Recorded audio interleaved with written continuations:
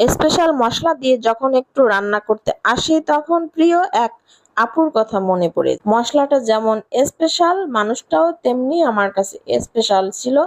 খুবই ভালোবাসতাম তাকে, সেও আমাকে খুব পছন্দ করত, ভালোবাসতো।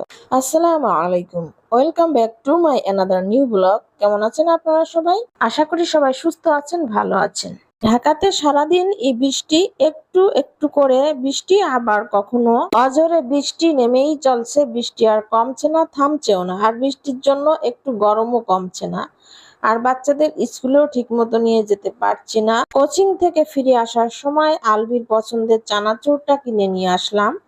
প্রতিদিনই ওর চানাচুর কিংবা এমন কিছু খাবার খায় যেটা স্বাস্থ্যের জন্য খুবই ক্ষতিকর। আলবিকে কিছুতেই বোঝানো যায় না এ খাবারগুলো খেলে সমস্যা